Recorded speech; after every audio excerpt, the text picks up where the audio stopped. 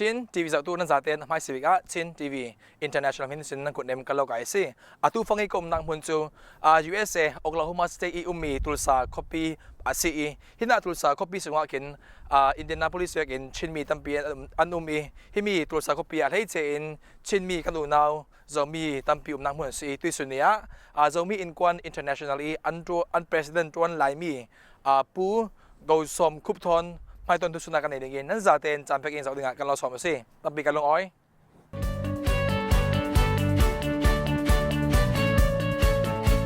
lại rồi có rồi Asian rồi con nên tụi sẽ mỗi Asian grocery á nên tụi mình bảo mình ăn gì xí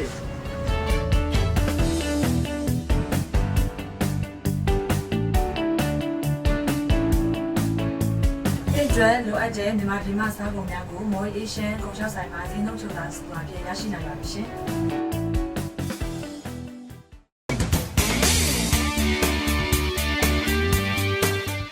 Gia phiền một đôi thale mình ổn lấy nào thì mua. Ô thế lại trong lại cổ trong hoàng nhân Freedom Car Sale là một đôi thale mình ổn nên lấy thế gì?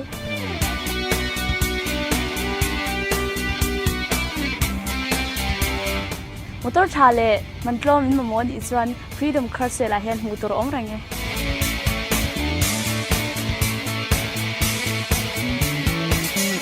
If you want the best car for the best price, come down to Freedom Car Sales.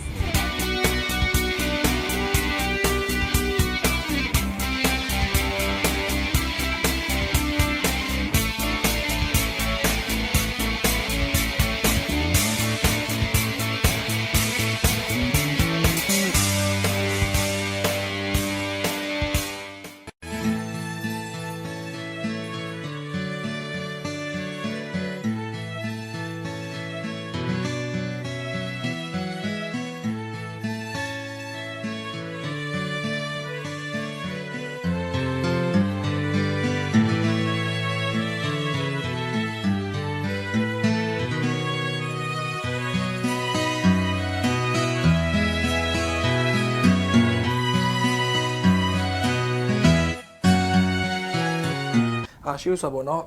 ပူကိုစုံခုပေါ့နော်ကျွန်တော်တို့ချင်း TV တွေအချိန်ပေးတဲ့အရင်ကျေးဇူးတင်တယ်ပြီးတော့ဟာလာဆရာရဲ့နာမည်လေးပြီးတော့ဒီဘာမှပြည်ဘဲလာတယ်ဆိုတဲ့အကြောင်းလေးတစ်ချက်တော့သိချင်ပါတယ်ခင်ဗျာ ဟုတ်ကဲ့ချင်း TV က Indianapolis ကနေလာတာเนาะဟုတ်ကဲ့ပါတင်တယ်ပထမဆုံးနောက်ပြီးအင်တာယာကိုလာမေးသွားတယ်ဆိုတော့လဲတရားကျေးဇူးတင်ပါတယ်ဝမ်းသာပါတယ် ရှိလဲကြည့်ပါတယ်ဘာလဲဆိုတော့ချင်း TV ကိုအားပေးပြီးတော့ကြည့်စုနေတဲ့လူအတွက်တော့ဒီလိုလာရောက်တွေ့ဆုံတာဝမ်းသာတယ်ဂုဏ်ယူတယ် โอเค ကျွန်တော်နာမည်က Go Som ဟုတ်ပါ โอเคဟုတ် ပြီ ပြီ ဟုတ် ကိုစုံခုโอเคဟုတ်ပြီ ကျွန်တော်တီးတိမ်မျိုးကနေကြီးပြင်းလာတယ်ငယ်ငယ်ကလေးတီးတိမ်မှာမွေးတယ်တီးတိမ်မှာကြီးပြင်းလာတယ်ကျွန်တော်ရန်ကုန်မှာကျောင်းတက်တယ် ဟုတ်ကဲ့ပါ စင်ကာပူမှာလုပ်တယ် ဟုတ်ပြီ စင်ကာပူမှာကျောင်းတက်တယ် ဟုတ်ကဲ့ပါ ဒီအမေရိကန်နိုင်ငံကိုတော့2000မှာရောက်လာတယ် ဟုတ်ကဲ့ ဒီရောက်ပြီးမှမိမရတယ်ပေါ့ ဟုတ်ပြီဟုတ်ပြီဟုတ်ပြီ ထော်စာမြို့မှာ ဟုတ်ကဲ့ မျိုးသမီးနဲ့ကလေးနှစ်ယောက် ဟုတ်ကဲ့ ကြီးကအမင်္ဂလေးအငယ်ကယောက်ျားလေး ဟုတ်ကဲ့ မိသားစု၄ယောက်နဲ့ဒီမှာနေလို့ ဟုတ်ပြီတည်ရတာတကယ်ဝမ်းသာတယ်ပြီးတော့ပေါ့နော်ဒီ Zomi Inquan International ဒါမှမဟုတ် Zomi Inquan USA ဒီစပြီးတည်ထောင်တာဘယ်လောက်ကြာပြီလဲဘယ်တော့စတာလဲဆိုတော့ချက်တော့သိချင်ပါတယ်ပြီးတော့ဒီအထဲမှာပေါ့နော်အဲ့ဒီ Zomi Inquan International ဒီ Zomi Inquan USA ထဲမှာဒီ organization ဘယ်တစ်ခုကလာပြီးတော့ဟာလာပါဝင်နေဆိုတော့ချက်တော့သိချင်ပါတယ် Zomin Quan International ပေါ့နော်ကျွန်တော်တို့Zomi စကားလို့ပြောရမယ်ဆိုရင် Zomi လေးသုံးဖို့ Zomin Quan လို့ခေါ်တယ်အဲ့ဒါကြတော့နိုင်ငံတကာနော်ရှိတဲ့ Zomin Quan Zomi community တွေဖွဲ့စည်းထားတဲ့ဖွဲ့စည်းဖြစ်တယ်အဲ့ဒါထောင်တာက2009 March လမှာအော်တိတ်မကြသေးဘူးနော် ကြာသေးဘူး ဟုတ်ကဲ့ပါ အဲ့ဒါကနောက်မှတည်ထောင်တာအဲ့ဒီရင်မတိုင်ခင်ကတော့ Zomin Quan US ဆိုတာတော့တစ်ခုရှိတယ် ဟုတ်ကဲ့ဟုတ်ပြီ Zomin Quan US ကြတော့တည်ထောင်တာ2005 ဟုတ်ကဲ့ 2005ကတည်းကတည်ထောင်တာအဲ့ဒါကကြတော့ American တည်ထောင်စုအတွင်းမှာရှိတဲ့ဒီ Zomin Quan Zomi community တွေဖွဲ့စည်းထားတဲ့အဖွဲ့အသင်းကြီးပေါ့ ဟုတ်ကဲ့ အဲ့ဒါ2005မှာဖွဲ့စည်းပြီးတော့2008မှာကျွန်တော်တို့ IRS ဖြစ်ပေါ့နော် ဟုတ်ကဲ့ဟုတ်ပြီ incorporation ဖြစ် tax exempt ဖြစ်အဲ့ဒီ recognition ရထားတယ်နောက်ပြီး2010မှာကျတော့ကျွန်တော်တို့ဒီ UNPF or about the United Nations economic and Social Council အောက်မှာကျွန်တော်တို့ registration တော့ရထားတယ် ဟုတ်ကဲ့ဟုတ်ပြီ နောက်ပြီးလက်ရှိအခြေအနေမှာဇိုမင်းကွမ် US ထဲမှာကြတော့ဇိုမီ community အသင်းလို့ပြောရမလား38နေရာမှာရှိတယ်38နောက်ပြီး state တိုင်းမှာရှိတယ်ပေါ့နော် state တိုင်းမှာရှိတယ်လို့ပြောရမှာပေါ့ ဟုတ်ကဲ့ဗျာ နောက်ပြီးနိုင်ငံတကာကြတော့နိုင်ငံပေါင်း14နိုင်ငံမှာရှိတယ်အဲ့ဒီဇိုမီ community ဇိုမီအဖွဲ့အစည်းဇိုမီကွမ်ဆိုလို့48လောက်ရှိတယ် ဟောတော်တော်များရနော်ဟုတ်ပြီအဲ့ဒါဆိုရင်ကျွန်တော်တို့အခုဒီလက်တလောမှာပေါ့နော်ဒီဗမာပြည်မြန်မာ census 2015 အတွက်ပေါ့နော်ပြင်ဆင်မှုတော်တော်များများလုပ်ကြတယ်အဲ့ဒီခါကျတော့အခုအချိန်မှာတော်တော်များများကအဲ့ဒါအထူးအာယုံစိုက်ခြင်းခံရတယ်ဒီဇုံမီ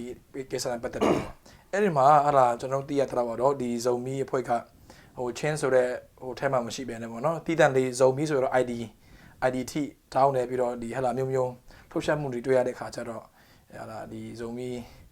Inquan International ရဲ့ဟလာ president တယောက်အနေနဲ့ပေါ့နော်ဘယ်လိုမျိုးဟလာ Seattle ရဲ့ standpoint ကိုတစ်ချက်လောက်သိချင်ပါလား ပထမဒီဇိုမီ in Quan US standpoint ပြောရမယ်ဆိုရင်တော့ကျွန်တော်တို့ဇိုမီ in Quan ဖွဲ့စည်းရခြင်းရည်ရွယ်ချက်ကိုနိုင်ကဇိုမီဆိုတဲ့လူမျိုးတွေပေါ့ ဟုတ်ကဲ့ နိုင်ငံတကာမှာဖြစ်ဖြစ်တကဘာမှာလူမျိုးတကာထဲမှာလူမျိုးတစ်မျိုးရဲ့လို့မရပ်တည်နိုင်အောင်ဆိုတဲ့ရည်ရွယ်ချက်ကရှိထားတော့ ဟုတ်ပြီ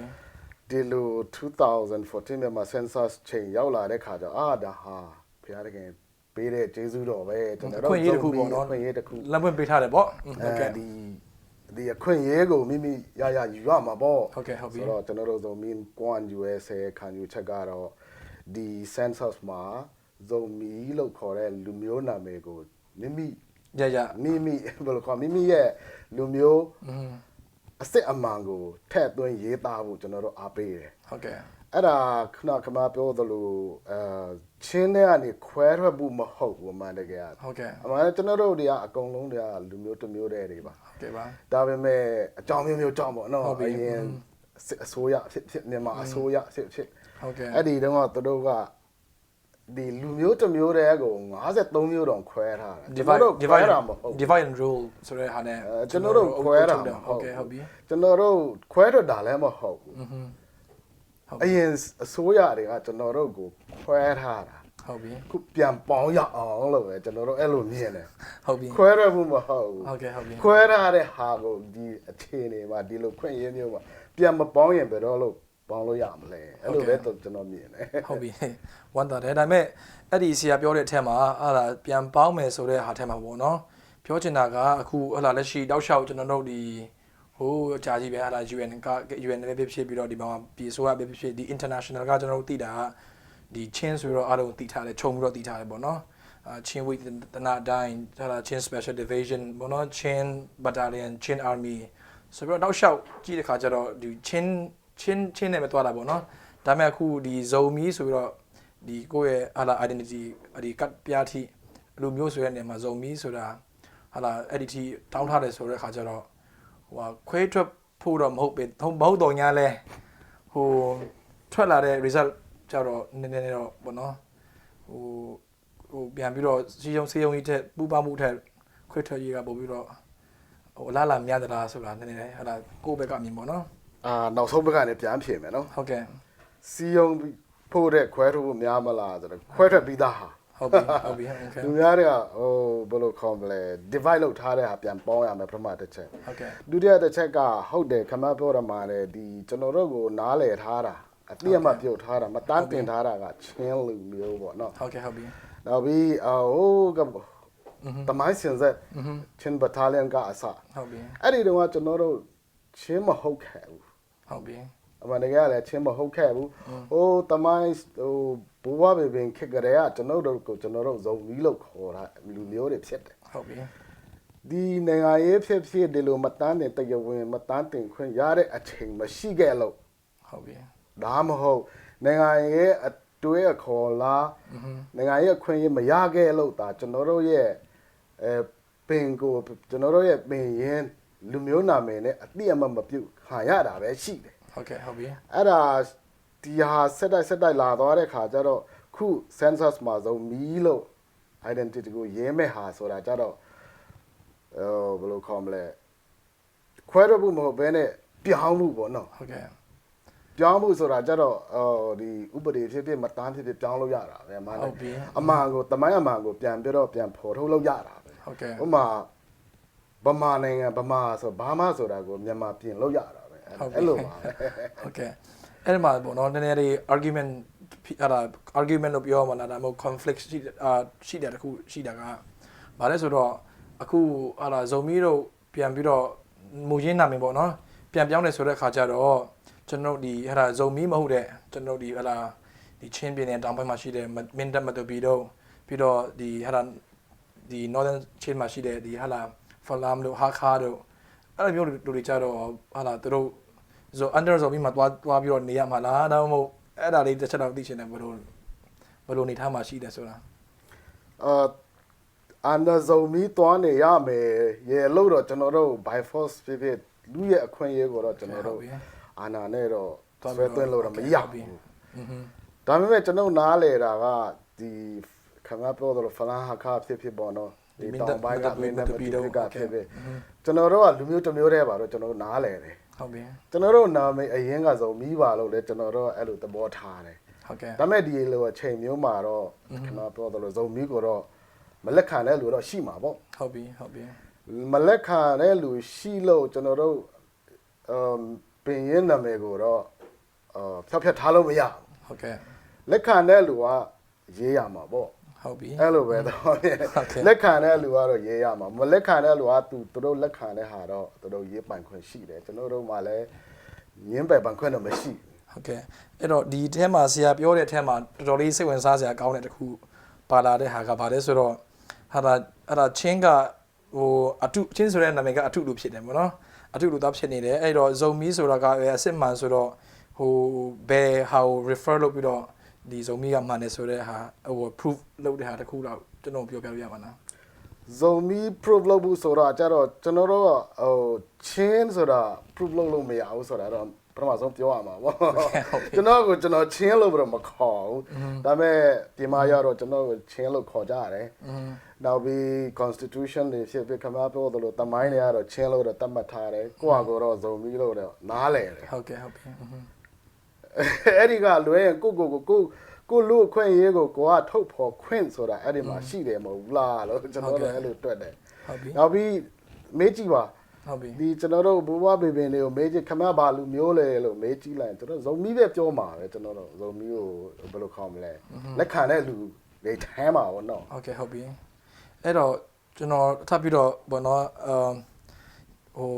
ထပ်ပြီးတော့ကျွန်တော်မေးချင်တာကဟာလာဇုံမီဆိုတာဟာလာ of course ဟာလာဟိုတမိုင်းဆိုတာရှိရလေအဲ့တော့သဘောတရားဒီကျွန်တော်ဒီဘိုးဘွားတွေကဟိုကျွန်တော်ဟာလာ grandparent တွေကဟာလာဇုံ family ကထွက်လာတယ်ပေါ့နော်အဲ့လိုမျိုးဟိုတမိုင်းရထောက်ထားရရောဟိုနည်းနည်းလေးဟာလာကျွန်တော်တို့ဒီကြီးရတူတွေကျွန်တော်တို့ဟာလာညီညာပြီးတော့ပြောတာပါဆိုတဲ့ဟာလေးနည်းနည်းလေးအထောက်ထားရှိလားမသိဘူး တီဇုံပူဇုံပေါ့နော် ဟုတ်ကဲ့ ပူဇုံကနေ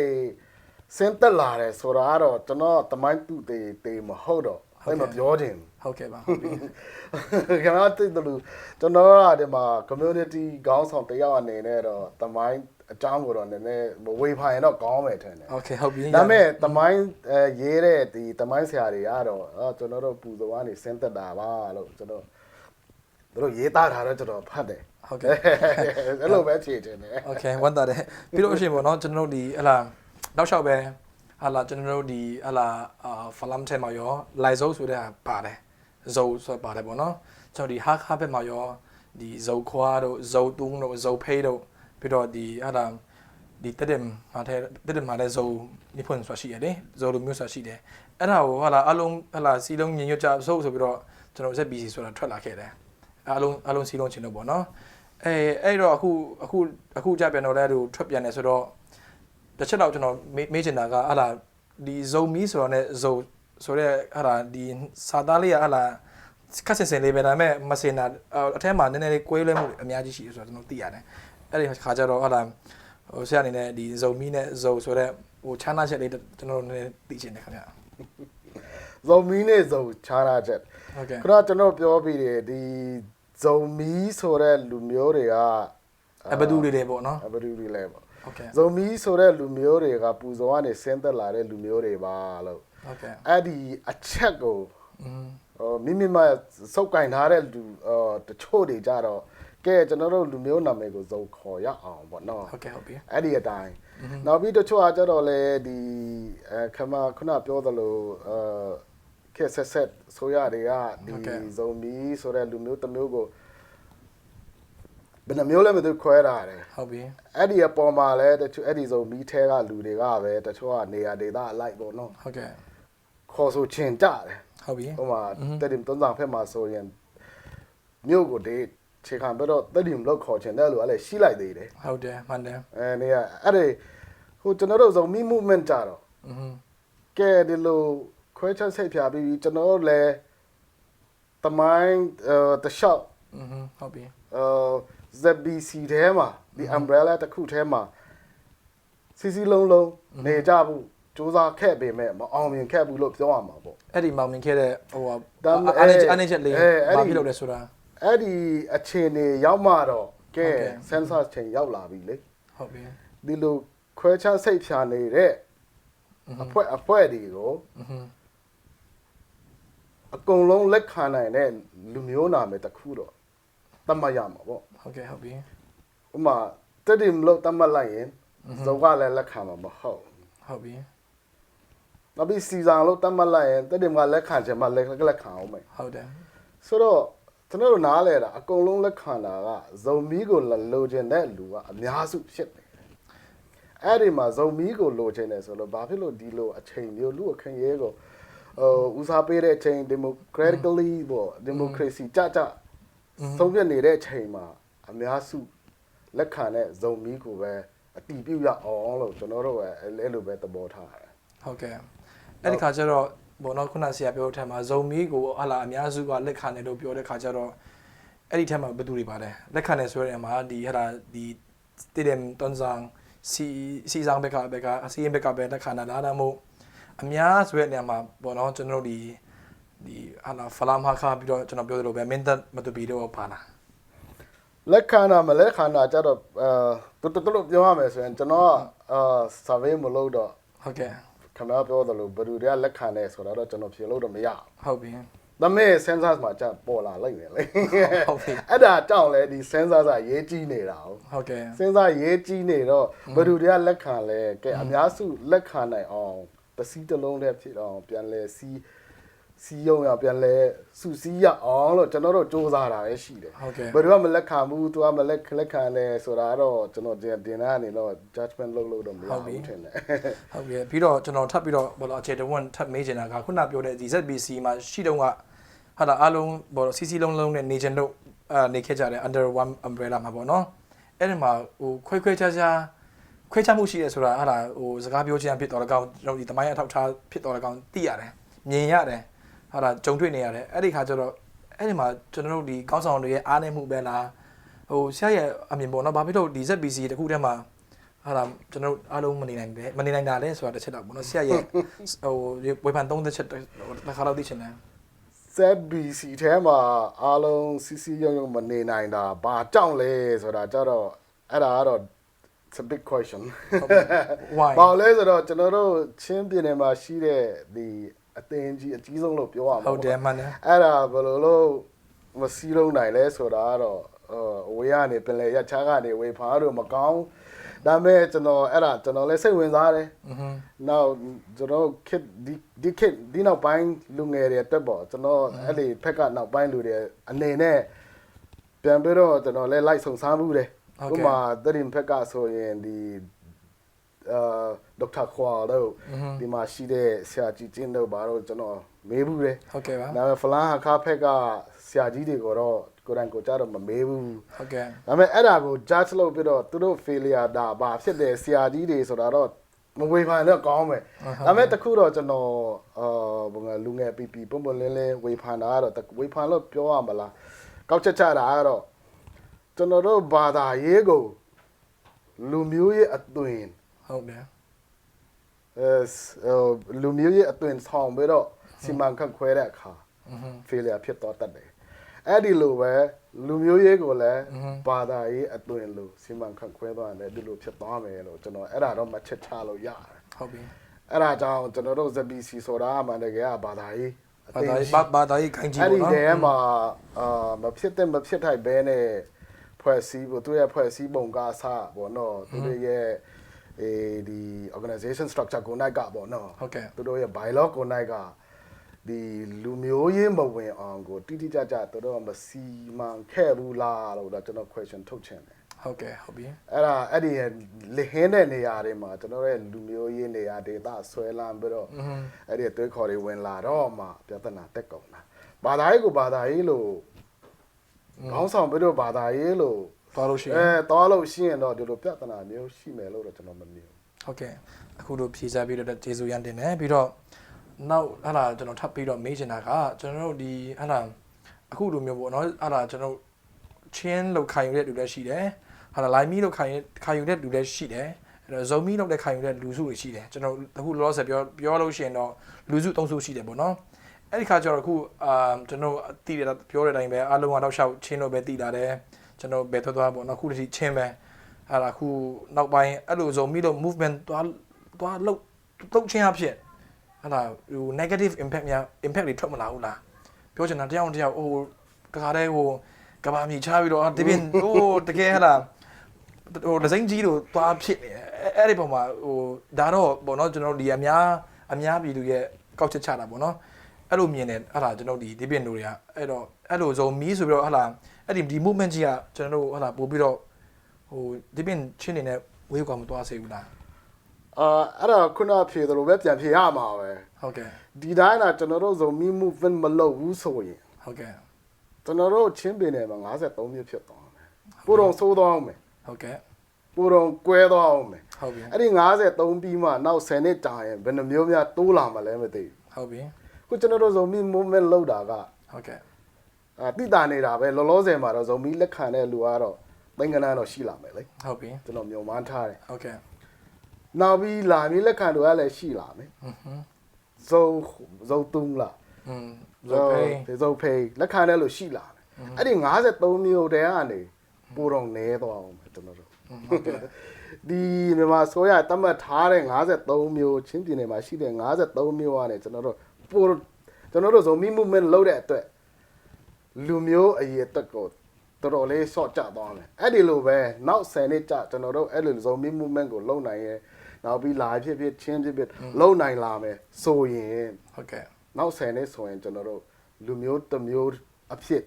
ပူးပေါင်းနိုင်ဖို့ပေါ်တော်လီးလာမလားလို့ကျွန်တော်ယုံကြည်တယ် ဟုတ်ကဲ့အဲ့တော့ဟာ ဟို လာ ကွဲမသွားဘူး ဟုတ်ကဲ့ ပြန်စုသွားမယ် ဟုတ်ပြီဒါလည်းတကယ်ဟာလာ very good ဟာလာ intention ပဲလေနော်ဒါဘယ်သူမဆိုဟာလာ movement တစ်ခုလုံးမှာတော့သူ့မှာဟာလာဟိုဟာလာသူ့မှာကြီးချက်ရှိတာသိကြတယ်အဲ့တော့ကျွန်တော်ထပ်ပြီးတော့ question မေးချင်တာကအဲ့ဒါကျွန်တော်အဲ့ဒါအခုသိရတဲ့တော့ဟာလာဇုံမီဆိုတဲ့ movement ကကျွန်တော်ဒီဟာလာ53မျိုးရှိတဲ့ချင်းတွေကိုဟာလာဟိုတစ်ခုပဲဖြစ်သွားအောင်ဟာလာသွားနေတယ်ဆိုတာဟာလာဆရာရဲ့အဖြေပေါ်မှာဟာလာကြည့်လို့ရှိရင်အဲ့လိုပြောကောက်ချက်ချလို့ရတယ်အဲ့တော့ very အဲ့ဒါအရန်ကိုစိတ်ဝင်စားတဲ့အဲ့ဒါဟိုမိကွန်းတစ်ခုရှိတယ်အဲ့ဒါဘာလဲဆိုတော့အဲ့လိုမျိုးပေါ့နော်ကျွန်တော်တို့အဲ့ဒါချင်းဆိုပြီးတော့အလုံးသွားခြင်းတယ်အဟုတ်ပြီထားပါတော့အခုဇုံမီဆိုတော့အဲ့ဒါဇုံမီဆိုတဲ့အဲ့ဒါတစ်ခုထဲမှာသွားခြင်းတယ်ဆိုတာပေါ်လွန်နေပြီအဲ့လိုမျိုးအဲ့ဒါဒီဇုံမီထဲမှာဇုံလို့သွားအောင်ဇုံမီလို့သွားရတော့အောင်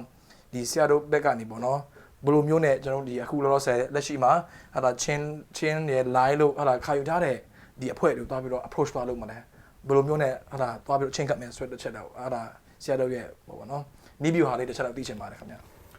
အဲ့ဒီနီးပြောမပြောရင်ခမပြောသလိုကျွန်တော်တို့ချင်းပြည်နယ်ထဲမှာလူမျိုး53မျိုးရှိတယ်ဆိုတာကအမှန်တကယ်မမှန်ဘူး ဟုတ်ကဲ့ဟုတ်ပြီ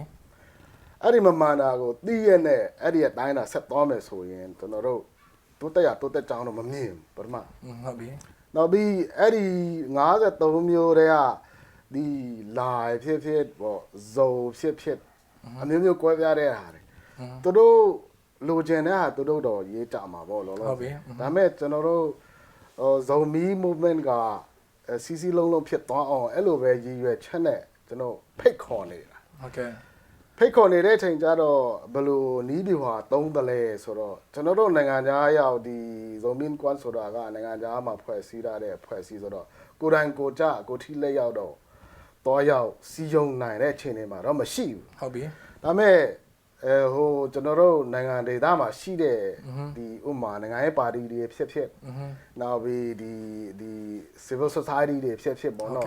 ဒီလူငယ်ဖွဲ့စည်းတွေကျွန်တော်တို့ဒီအားနေတော့လာအားပေးတယ် ဟုတ်ကဲ့ ကျွန်တော်တို့နိုင်ငံသားရောက်ပြင်မဲ့ကျွန်တော်ဆိုမြန်မာနိုင်ငံသားဖြစ်နေသေးတာဟုတ်ကျွန်တော်နဲ့လည်းပတ်သက်သေးတယ် ဟုတ်တယ်ဟုတ်ပြီ ဆိုတော့ကျွန်တော်တို့ဒီကနေကောင်းအားပေးလို့ရတဲ့ချိန်တွေမှာလည်းရှိတယ်မြန်မာနိုင်ငံဆိုရကလည်းဒီလိုဖွံ့ဖြိုးတိုးတက်ရေးလို့ပြောရမလားဒီလေ census ဟာမျိုးကိုနိုင်ငံခြားကူညီနဲ့ပဲလုပ်နေတာဖြစ်တယ် ဟုတ်ပြီ ဆိုတော့ကျွန်တော်တို့ကဒီကနေအားပေးတာကတော့ဒီ movement ကို ဟုတ်ကဲ့ ဇုံမီကိုလက်ခံနိုင်အောင်စီယုံပါတရားဟောပါခရီးသွားပါအဲ့လိုတော့အားပေးတယ် ဟုတ်ကဲ့ ဒါပေမဲ့ဟိုမှာကျတော့ဘယ်လိုလုပ်လို့လဲဆိုတော့ကျွန်တော်တို့ဒီကနေလမ်းပြီးတော့အမိန်ပေးလို့တော့မရဘူး Okay so far အဲ့လိုမျိုးပေါ့နော်ဒီနိုင်ငံတွင်းထဲမှာရှိတဲ့ဒီ party တွေ civil society တွေတွားပြီးတော့ approach တွားလုပ်တယ်ပြီးတော့ဒီဇုံမျိုးလက်ခံနိုင်အောင်တွားပြီးတော့ဟာလာလူငယ်တွေကိုပေါ့နော်အားပေးစကားပြောတယ်အဲ့လိုရှိတော့တောက်လျှောက်လုပ်နေတဲ့ campaign တွေမှာပေါ့နော်ဟိုအောင်မြင်မှုရတဲ့ဘယ်လောက်ရှိလဲဆိုတာတစ်ချက်လောက်သိချင်တယ်ဘယ်အဆင့်တွေရောက်ရှိပြီလဲတော်တော်များလက်ခံကြလား ခုနကမှပြောသလိုဇုံမီ movement ကိုဘယ်လိုခေါ်မလဲအပေးနေတဲ့လူတရားတော့အကောင်းဘက်ကပြင်နေရမှာ ဟု ပေါ့ တ်ကဲ့ဟုတ်ပြီ အပေးတယ်လို့တော်တော်များများရှိတယ်ကျွန်တော်တို့ဒီဇုံမီ Inquan USA က monitoring လုပ်နေတော့ကျွန်တော်သိရတလို့တော့ပင်ကနာကတော့ဇုံမီကတော့ထွက်လာမှာပဲ ဟုတ်ပြီ အဲ့ဒီပေါ်ခြေခံပြီးတော့နောက်ခဏခုနပြောတဲ့ဒီနိုင်ငံရေးကိစ္စဖြစ်ဥမာဇုံမီလို့မရေးသေးတဲ့ဇုံပဲဖြစ်ပေါ့နော်ဒီ live ပဲဖြစ်ဟိုခမီးပဲဖြစ်အဲ့ဒါကတစ်ဆင့်သူတို့နိုင်ငံရေးတမားတွေကတော့သူတို့လုံးဝမဲ့အလုပ်ငန်းထင်လာကြီးတွေရှိသေးတာပေါ့ ဟုတ်ကဲ့ဟုတ်ပြီပြီးတော့ရှင်ပေါ့နော်နောက်တစ်ခုမေးခွန်းတာဟာလာဒီဆရာတို့အနေနဲ့ရောဟာလာ of course ဟာလာဒီဟာ movement လုပ်ချင်ဖြစ်ဘယ်သူမှဆိုအမြင်ချင်ကြတာပဲလေဒီကျွန်တော်ဒီဟာလာမာဘီယာရောဟာလာဒီ census မှာဒီကိစ္စကိုဟာလာဒီပြည်တော်စုအစိုးရကထိုက်လိုက်တဲ့ကြိုးဆိုပြီးတော့ compute မယ်တော့ယုံကြည်ပါသလား ဟိုဇုံမီ movement ကို ဒီဇုံမီ ID ဆိုတာပေါ့နော် chain မဟုတ်ဘဲနဲ့ဇုံမီဆိုပြီးတော့တီးတန်လေးအဲ့ဒီဟာကိုတီးပြုတ်မယ်လို့ထင်တာ ကျွန်တော်ကဟိုမှာမရှိတာမဟုတ်တော့ကျွန်တော်ကမီဒီယာတစ်ဆင့်ကလည်းကြားရတယ်လေ ဟုတ်ကဲ့ မနေ့ကတနေ့က ဟုတ်ကဲ့ ဒီလာအောက်ကဝန်ကြီးဦးခင်ရေကိုနိုင်ကသူလက်ခံတဲ့အကြောင်းပေါ့နောက်ပြီးကျွန်တော်ကြားတယ်ဒီကျွန်တော်တို့ဇုံမီရဲ့အမျိုးသားပါတီတစ်ခုဖြစ်တဲ့ ZCD ဒီတို့ကကိုယ်စားလှယ်တွေကိုနိုင်ကဒီဥခင်ရေကိုသွားတွေ့တယ် ဟုတ်ကဲ့ သွားတွေ့ပြီးမှဒါဆိုရင်ကျွန်တော်တို့ဇုံမီလို့ဇုံမီဆိုတဲ့ code number မပါတော့ဘယ်မှာရေးရမလဲမေးတော့ဒီ914မှာရေးပေါ့ ဟုတ်ကဲ့ ဒီမှာချားမှာရေးပေါ့ဆိုတော့တချို့ကလည်းစိုးရင်ကြပါတယ်914ဆိုတာနိုင်ငံခြားသားတွေမဟုတ်ဘူးလားဆိုတော့နိုင်ငံခြားသားတွေလို့မဟုတ်တခြားဒီထဲမှာမပါသေးတဲ့ဟာတွေအသက်ရေးထားတာဆိုတော့ဒီဥခင်ရေကိုနိုင်ကဒီမီဒီယာမှာဖြစ် viewer မှာပဲဖြစ်တို့ကပုံပွင့်လင်းလင်းကျင်ညာထားတာဆိုတော့အဲ့ဒါတို့ sincerity ပေါ်မှာတော့မူတည်တာပေါ့တရားဝင်လို့လက်ခံတယ်လို့တော့ကျွန်တော်တို့ယုံကြည်ရမှာပဲ ဟုတ်ကဲ့အဲ့တော့အကယ်၍အဲ့ဒီ914ဆိုတဲ့ code number ကြီးကဟိုကိုထင်ထားတယ်လို့ပေါ့နော်ကျွန်တော်တို့ဒီဟာလာဗမာစစ်ဆိုရဟာလာဒီဗမာဆိုရပေါ့နော်တိရဲ့အတိုင်းပဲဟာလာဂေါ်ဂမ်ကွန်ပီယာတိတ်ပြီးတော့မယုံရဘူးအဲ့တော့ဟာလာကျွန်တော်ဒီဟာလှည့်ကွက်ထဲမှာများပါသွားမလား အဲ့ဒီလက်ကွက်ထဲမှာများပါသွားမလားဆိုတာပထမအနေနဲ့ကျွန်တော်တို့ဆွေးနေပါတယ်914မှာရေးလို့ဇုံမီဆိုတဲ့ရေးလိုက်တော့ကွန်ပျူတာကဖတ်မှာဟုတ် ဟုတ်ကဲ့ ကွန်ပျူတာကမဖတ်တတ်ရင်ကော technical defect တွေကတော့ရှိတာပေါ့ ဟုတ်ကဲ့ အဲ့ဒါတစ်ချက်နောက်ပြီးခမားပြောသလိုအဲ့ဒါရေးလိုက်တယ်ကျွန်တော်တို့ချင်းပြည်နယ်မှာရှိတဲ့ဇုံမီတွေကအကဲဇုံမီလို့ရေးကြတယ်ရေးတဲ့လူဖြစ်မတန်းတင်တဲ့လူဖြစ်ဒီစားစာရန်တွေကို ဟုတ်ကဲ့ တည်ယူပို့ဆောင်တာကအစ ဟုတ်ကဲ့ အဲ့ဒီမှာ security ရှိမလားဆိုအဲ့ဒါတွေကြတော့ beyond our control ပေါ့နော် ဟုတ်ကဲ့ဟုတ်ပြီ ကျွန်တော်တို့ဇုံမီတွေကများတော့အဖင်ဖျားကိုတတ်ကြတယ်ဆိုတော့ဖျားကိုပဲအားကိုးရမှာပေါ့ ဟုတ်ပြီ အဲ့ဒါကြောင့်လဲကျွန်တော်တို့ဇုံမီကွမ် USA ကလည်းဒီကအသင်းတော်ကြီးတွေကိုကျွန်တော်တို့အကူအညီတောင်းတယ် ဟုတ်ကဲ့ ဒီကိစ္စချောမောနဲ့ကျွန်တော်တို့ဇုံမီလူမျိုးဟိုမရတီနိုင်အောင်အတင်းမပြုတ်ခါအောင်ဆူတောင်းရအောင်ခုလဲဆူတောင်းနေကြ ဟုတ်ကဲ့အကယ်၍ပေါ့နော်ဒီဟလာဒီမြန်မာ census မှာဟလာကျွန်တော်ဒီနိုင်ငံတော်ဆိုရကလည်းအတီးပြုတ်တဲ့ထောင်အဲ့ဒါပြီးရင်ကျွန်တော်ဒီဟလာထပ်ပြီးတော့ဘာလို့ဖို့အစီအစဉ်ရှိလဲဘာဆက်ပြီးတော့လုပ်ဖို့ရှိလဲ နှစ်ချက်ပေါ့ပထမကဇုံမင်းကွမ် US အနေနဲ့ကတော့ကျွန်တော်တို့ကရည်ရွယ်ချက်ကဇုံမီဆိုတဲ့လူမျိုးကမရပ်တည်နိုင်အောင်ဆိုတာ ဟုတ်ကဲ့ အဲ့ဒါဇုံမင်းကွမ်ရဲ့ ဟုတ်ကဲ့ အခြေအနေပေါ့သူရဲ့ ဟုတ်ကဲ့မဟုတ် ဘယ် ဘူး လိုခေါ်မလဲ ဒီတောင်ရတဲ့ရွေးချက်ပေါ့နော် နောက်ပြီးဒုတိယချက်ကဇုံမင်းကွမ် US နဲ့တော့ direct တော့မပတ်သက်တော့ပတ်သက်ဘူးဆိုပေမဲ့ဒါပေမဲ့ငါကြားရောက်အသင်းအဖွဲ့ကြီးတစ်ခုအနေနဲ့တော့ support တော့တိုင်းတာတစ်ခုရှိမှာပေါ့ ရှိရမှာပေါ့ ဟုတ်ပြီ အဲ့ဒီဇုံမီလို့ဥမာသိန်းကနန်းနဲ့ကိုဇုံမီတွေကစီစီလုံးလုံးနဲ့လူမျိုးတစ်မျိုးနဲ့ရပ်တည်နိုင်ရလောက်အောင်ကို census မှာရေးကြတယ်ဆိုရင်အဲ့ဒီကြတော့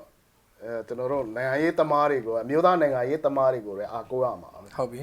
နောက်ပြီးခုလက်ရှိမြန်မာနိုင်ငံရဲ့အခြေအနေမှာခမားလည်းသိတာပဲနိုင်ငံတော်ဖွဲ့စည်းပုံဥပဒေကိုပြင်ရမယ်တွေပါတယ်ဖြစ်တယ် ဟုတ်ပြီ လွတ်တော်ကပါဝါမရှိဘူးသမရ government ကပါဝါရှိတယ်အဲ့ဒါတွေကမြန်မာနိုင်ငံတွေကပြဿနာတွေ ဟုတ်ကဲ့ အဲ့ဒီပြဿနာဘောင်းဆောင်အကြားထဲမှာဒီလူမျိုးတစ်မျိုးကမြန်မာနိုင်ငံကိုတီထောင်တဲ့တိုင်းရင်းသားတစ်ခုရပ်တည်နိုင်ဖို့အခြေအနေရောက်လာအောင်ပေါ့နော် ဟုတ်ကဲ့ အဲ့ဒီမှာတော့နိုင်ငံရေးသမားအနေနဲ့ကတော့အများကြီးစူးစမ်းရမှာပဲ ဟုတ်ကဲ့ နိုင်ငံရေးသမားဆိုပြင်မဲ့တော့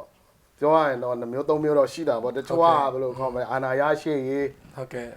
အစိုးရအဖွဲ့အစည်းရေးတော့ဘာတော့ရှိမှာပေါ့ ဟုတ်ပြီ ခုကျွန်တော်ပြောနေတာအဲ့ဒါတော့မဟုတ်အမျိုးသားနိုင်ငံရေးကိုလုပ်နေတဲ့လူတွေအတွက်အမျိုးသားနိုင်ငံရေးအတွက်စူးစမ်းရမယ့်အလုပ်တွေအများကြီးရှိပါသေးတယ်လို့ ဟုတ်ကဲ့ ကျွန်တော်အဲ့လိုမြင်တယ် ဟုတ်ကဲ့နောက်ဆုံးမိခွန်းအားတစ်ခုအနေနဲ့ပေါ့နော်ကျွန်တော်လက်ရှိလောဆယ်မှာတော့ဗာပဲပြောဟာလာရုံးကနေရဇဲအချိန်ပေါ့နော်အဲ့ချိန်ကြတော့ကျွန်တော်ထပ်ပြီးတော့ဟာလာမေးချင်တဲ့မိခွန်းတစ်ခုကကျွန်တော်ဒီဟာလာ chain ပဲဖြစ်ပေါ့နော်ကျွန်တော်ဒီ live ပဲဖြစ်ကျွန်တော်ဇုံမီပဲဖြစ်တက်တယ်လည်းဖြစ်ဗာပဲဖြစ်ဟာလာကျွန်တော်ဒီဟာလာမင်းတမတူပြီးတော့လည်းဟာလာစီစီလုံးလုံးနဲ့ဟာလာတစ်ခုလုံးနိုင်တဲ့ဟာများရှိသလား ရှိတာပေါ့ ဘာကြီးလောက်ကြပါလဲ အနိကဆုံးပြောမယ်ဒီ census မှာပေါ့နော် ဟုတ်ကဲ့ ပထမကျွန်တော်တို့မြန်မာနိုင်ငံလဲလူအခွင့်အရေးတွေဒီမိုကရေစီအခွင့်အရေးတွေပြောနေတာပဲ ဟုတ်ပြီ ပထမအနေနဲ့အားပေးချင်တာတော့ဘယ်လိုခေါ်မလဲဇုံမီ movement တွေကဇုံမီဆိုတဲ့လူမျိုးတွေမှာစီစီလုံးလုံးနဲ့တစီတလုံးနဲ့လူမျိုးတစ်မျိုးအနေနဲ့ရပ်တည်ရအောင်စီးယုံတယ်လို့ ဟုတ်ကဲ့ ခမားလည်း ဟုတ်ကဲ့ ချင်းဖြစ်ပေါ့နော်တည်ဖြစ် ဟုတ်ကဲ့ ဟိုနောက်ပြီးခုမေးဖြစ် ဟုတ်ကဲ့ ဘာပဲဖြစ် ဟုတ်ပြီ ခမားဆန္ဒရှိတဲ့တိုင်းစီးယုံပါ ဟုတ်ကဲ့ we have to recognize each other ဟုတ်ကဲ့ respect each other Yeah. mutual respect လို့ရနော် ဟုတ်တယ် ဟုတ်ကဲ့ ဒါပေမဲ့အဲ့ဒီစီးလုံးမှုတွေ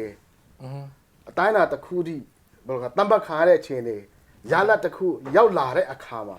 အဲ့ဒီပေါ်မှာမူတည်ပြီးတော့ရှစ်စပီဘာလုံးရမလဲဆိုတာတော့ဆုံးဖြတ်ရမယ် ဟုတ်ကဲ့ ။မဇုံမီကဒီလောက်ရှိလာပြီ။ကဲချင်းကဒီလောက်ရှိလာပြီ ဟုတ်ပြီ ။ခမီးကဒီလောက်ရှိလာပြီ ဟုတ်ကဲ့ ။အဲ့ဒီအဖွဲ့တွေကျွန်တော်တို့လူမျိုးတစ်မျိုးတည်းပါရပ်တည်နိုင်အောင်တော့ဆက်တော့ကြိုးစားအောင်ပါ ဟုတ်ကဲ့ ။တခါတည်းနဲ့တော့အဝေးကြီးလမ်းလို့တော့မရဘူးလေ။53မျိုးတော့꿰ပြီးပြီ ဟုတ်ကဲ့ ။53ကနေ40ကနေ30နောက်ဆုံးလူမျိုးတစ်မျိုးတည်းရပ်တည်နိုင်အောင်တော့ကြိုးစားရမှာ ဟုတ်ပြီ ။ကျွန်တော်လည်းလို့မြင်တယ် ဟုတ်ကဲ့ပြီးတော့ခုကတော့အသိမကြခင်ကျွန်တော်ဒီ Chin National Day ပေါ့နော်ရောက်တော့မယ်အဲ့ဒီခါကျတော့ဒီ Chin National Day မှာကျွန်တော်ဟာလာတော်တော်များများကဟာလာပါဝင်မှုမရှိတာတွေ့ရတယ်အဲ့တော့အကယ်၍ပေါ့နော်ဇုံမီတွေပါဝင်လို့ရအောင်ဟာလာဒီဟာလာဒီ Chin National Day မဟုတ်ဘဲနဲ့ဟိုတခုပေါ့နော်တခုတော့ပြောကြည့်ပါတဘောတရားကျွန်တော်ဟာလာဇုံမီဆိုရင်တော့ချင်းတွေမပါပြန်ဘူးအဲဆိုချင်းဆိုတော့လည်းဇုံမီတွေမပါပြန်ဘူးအဲ့တော့ကျွန်တော်ဒီဟလာဒီနိုင်ငံခြားအစိုးရရဲ့အမြင်မှာကျတော့ကျွန်တော်တို့ under one ကျွန်တော်ချင်းမဲ့တယ်ဒါပေမဲ့တကယ်တော့အထက်မှာကျတော့ချင်း national day မှာကျတော့ဇုံမီမပါဘူးအဲဇုံမီမှာကျတော့လည်းချင်းမပါပြန်ဘူးတီးတီးတန်းတန်းလောက်ကြတယ်အဲ့ဒီမှာပေါ့နော်ဆရာရဲ့အမြင်တွေတစ်ချက်တော့ကျွန်တော်တို့ဒီချင်း TV ကြည့်ရလို့တစ်ချက်တော့ဟာလာ share လုပ်ပေးပါ သူတို့ဒီထုံစာမျိုးကြတော့ပြဿနာတော့မရှိဘူးအကုန်လုံးကဇုံမီလို့လက်ခံတဲ့လူတွေဆိုတော့ဇုံမီ National Day လို့ပဲကျွန်တော်တို့ကျင်းပတယ် ဟုတ်ပြီ ။နောက်ပြီးအဲ့ဒါကျွန်တော်တက်ကတူကျောင်းသားဘဝတုန်းကတော့အကုန်လုံးလက်ခံနိုင်အောင်လို့ကျွန်တော်တို့ကျောင်းတက်တုန်းကတော့ဇုံမီဖွန်ပီနီလို့တော့ခေါ်ကြတယ် ဟုတ်ပြီ ။အကုန်လုံးလက်ခံကြတယ် ဟုတ်ပြီဇုံမီဖွန်ပီနီโอเค ။အဲ့လိုပဲကျွန်တော်အဲ့လိုအကုန်လုံးလက်ခံလို့ရအောင်မလုပ်လို့မရဘူးလားဒီမှာလဲပေါ့နော် ဟုတ်ကဲ့ ။နောက်ပြီးအဲ့ဒီဟာလဲခုဇုံမီဖွန်ပီနီမလက်ခံခြင်းတဲ့လို့လဲရှိလာမှာပေါ့ ဟုတ်ကဲ့ ချင်းအမေရိကန်အစိုးရကိုနိုင်ကချင်းလို့ခု ခုမှခင်ဗျားပြောသလိုချင်းလို့လက်ခံထားတယ်ဆိုတာကလည်းကဲကျွန်တော်တို့ချင်းနေဆိုတာကဇုံမီတွေပါဆိုတာကျွန်တော်တက်တက်ပြခြင်းလို့ဒီ census မှာ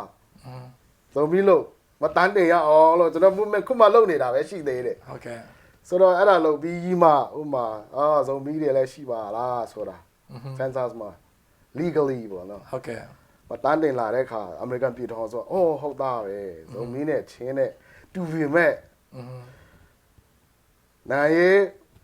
ခံယူချက်ဖြစ်နေရာတွေရခံယူချက်ဖြစ်ပေါ့နော်အဲ့ဒီအတွက်ကြောင့်သူတို့ကွဲတာပဲရှိတယ်အဲ့လိုပဲမြင်ပါပဲသူတို့ကတော့နိုင်ငံကြီးသားတွေဆိုတော့လေ โอเคအဲ့တော့ခုနဆရာပြောတဲ့အထက်မှာဒီ Chin National Day ရဲ့ Zomi National Day ရဲ့လို့ပြောမဲ့အစားအကယ်၍အဲ့ဒါကျွန်တော်တို့အဲ့ဒါအားလုံးက Zomi ဖွန်ပြီးနေဆိုပြီးတော့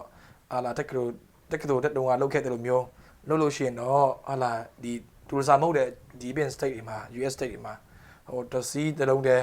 အလုံးပါဝင်နိုင်မယ်လို့ယူဆတယ်နော် ယူဆရကျွန်တော်ယုံကြည်ပါတယ်အမပါဝင်နိုင်မှာပါ ဟုတ်ကဲ့ ဒါပေမဲ့နေရာဒေသကျွန်တော်တို့ဒီဇုံမီတွေကဒီရောက်တာမကြသေးဘူးပထမတစ်ချက် ဟုတ်ပြီ ဒုတိယတစ်ချက်ကမရင်ကျက်သေးဘူးလေ ဟုတ်ကဲ့ ကျွန်တော်တို့ခေါင်းဆောင်တွေကိုနိုင်ကလည်းမပြည့်ပြည့်စုံသေးဘူး ဟုတ်တယ် ဆိုတော့အကြောင်းခေါင်းဆောင်မှုပိုင်းမှာလည်းအားနည်းမှုတွေရှိမှာပေါ့တချို့တနေရာတွေမှာ ဟုတ်ကဲ့ဟုတ်ပြီ အဲ့ဒီအတွက်ကြောင့်လည်းမပေါင်းစည်းနိုင်တာလည်းရှိမှာပါအဲ့ဒါတွေမေဂျာပြဿနာတော့မဟုတ်ဘူး ဟုတ်ကဲ့ ဒါပေမဲ့ဒီအမေရိကန်ပြည်တော်အမေရိကန်ဆိုရအနေနဲ့မြင်သာရလောက်အောင်ကိုပြဿနာတော့ကျွန်တော်မမြင်ဘူး ဟုတ်ပြီ ဒီပြဿနာသူတို့ရဲ့အမြင်မှာအဲဆိုမိရလည်းချင်းတွေရဲ့ဆိုလူမျိုးနာမည်ပါလို့မြင်လာအောင် census မှာကျွန်တော်မတန်းတင်မယ်ပြီးမှဒီဇုံမျိုးသားနိပေါ်ပေါက်လာတဲ့အကြောင်းရင်းကိုနိုင်ကလည်းလူတွေကခွဲခြားတိမြင်လာလိုက်မယ်လေဟာအနည်းဆုံးပြည်ထောင်စုနိပေါ်ပေါက်လာတာကအစတချို့ကပြောတယ်ချင်းကိုယ်စားလှယ်တွေမဟုတ်ဘူးလားဖလားမြန်မာပြုလို့တဲ့ညီလာခံကြီးကချင်းတွေပဲမဟုတ်ဘူးလားအဲ့ဒီတော့ကဒီကျွန်တော်တို့ဘိုးဘွားတွေကခေါင်းဆောင်တွေကတော့သူတို့စီးဝေးတက်တုံးကတော့ချင်းဖြစ်ဇုံမျိုးဖြစ်သူတို့တိတ်နားလဲကျွန်မလည်းနားလဲမှာပေါ့ ဟုတ်ကဲ့ ဒါနောက်ပြီးနိုင်ငံရဲ့တွဲခေါ်လဲဒီလောက်ကြီးရှိမှာပေါ့ရှိမှာမဟုတ် ဟုတ်ကဲ့ အားကြောင့်သူတို့ကဇုံမီခေါ်ဘူးရေချင်းခေါ်ဘူးရသူတို့အဲ့လောက်ကြီး specifically ပေါ့သူတို့ကမ serious ဘူးလို့ကျွန်တော်မြင်တယ်အဲ့ဒါကြောင့်ကျွန်တော်တို့နောက်ပိုင်းမှာပြဿနာတက်တာ ဟုတ်ကဲ့ ဒါပေမဲ့အဲ့ဒီပြဿနာတွေတော့အချိန်တွေကဒီတိုင်းချက်ချင်းတော့ကုလို့တော့မရပါဘူးဒါပေမဲ့အချိန်ကတော့ကုစားမှာပါ ဟုတ်ကဲ့အခုလိုပေါ့နော်ကျွန်တော်ဒီဟာလာမေကွန်ပေါင်းများစွာဖြစ်ဖြစ်တဲ့အတွက်ကျေးဇူးရတင်တယ်ပြီးတော့ဒီနောက်ဆုံးပေါ့နော်ကျွန်တော်ဒီချင်းတီဗီကြည့်နေကြတဲ့ဟာလာ USA ဟာလာ Europe ဟာလာ Australia ဟာလာဗမာကျွန်တော်ဒီဟာဂေါ်ဗမာပြည်ထဲမှာပဲဖြစ်ပေါ့နော်အားလုံးကတော်တော်များကြည့်နေကြတယ်အဲ့တော့ဒီမှာကြည့်နေတဲ့ကျွန်တော်ချင်းတီဗီပြည်သက်များကိုဟာလာဆရာနေနဲ့ဟာလာဗာများမှာကြားချင်တာရှိပါသလား မာကြားချင်တာ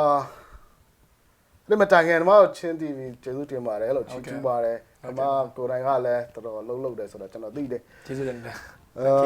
မာကြားချင်တာဆိုတာကတော့ဒီကျွန်တော်တို့ခစ်ကလည်းတော်တော်တိုးတက်လာပြီလေ ဟုတ်ပြီ ဒီအချင်းချင်းဒီဘာသာကွဲဖြစ်နေရာဒေသကွဲဖြစ်ဒီလူမျိုးရေးကိစ္စနဲ့အချင်းချင်းပြဿနာမရှိဘူးတော့စ조사တင်တယ် ဟုတ်ကဲ့ပါ ဇုံမီဆိုတဲ့ဇုံမီ movement မှာအားပေးတဲ့လူချင်း movement မှာအားပေးခြင်းတဲ့လူ ဟုတ်ကဲ့ အဲ့ဒီကြားထဲမှာသူတို့ကရင်းကြက်နဲ့ဆွေးနွေးတိုင်ပင်မဲ့အောင်နောက်ဆုံး ဟုတ်ကဲ့ သဘောမတူညီနိုင်ရင်တော့မှ ဟုတ်ကဲ့ ပါလေသူတို့ American ဒီဘက်ကစကားပုံတစ်ခုရှိတယ်လေ we agree that we disagree အဲ့လောက်ထိတော့စ조사အောင်စ조사ရမှာပါ ဟုတ်ကဲ့ပါ အချင်းချင်းဟောသဘောကွဲလွယ်လာလောက်အောင်ဆွေမျိုးသားချင်းတွေပြန်လဲပေါင်းစည်းဖို့မရလောက်အောင်ကိုတော့မလုပ်သင့်ဘူးလို့ကျွန်တော်အားပေးခြင်းတယ် ဟုတ်ကဲ့ပါ နောက်ပြီးဇုံမင်းကွမ် US အနေနဲ့လည်းကျွန်တော်တို့လုပ်နေတာဇုံမင်း movement ကိုအားပေးနေတာတခြားလူမျိုးလို့တတ်မှတ်ချင်တဲ့လူတွေကိုကျွန်တော်တို့ကကန့်ကွက်တာတော့မဟုတ်ဘူး ဟုတ်ကဲ့ နောက်ပြီးသူတို့ကိုဆန့်ကျင်နေတာလည်းမဟုတ်ဘူး ဟုတ်ပြီ သူတို့ရဲ့ rights ကိုလည်းကျွန်တော်တို့ recognize လုပ်ပါတယ် ဟုတ်ကဲ့ အဲ့ဒါကြောင့်ကျွန်တော်တို့ဇုံမီ in Quan US movement ကိုဒီဟာနေကျင်ညာခွင့်ပေးတဲ့အတွက်ကျေးဇူးအများကြီးတင်တယ် ဟုတ်ကဲ့ပါ အကုန်လုံးညီကိုမောင်နှမရင်းချလို့ဆွေးနွေးတိုင်ပင်တတ်ဖို့ ဟုတ်ကဲ့ အရေးကြီးဆုံးပါပဲလို့ကျွန်တော်မှာကြားခြင်းတယ် Okay, thank you so much. ကျေးဇူးတင်နော် Okay, thank you.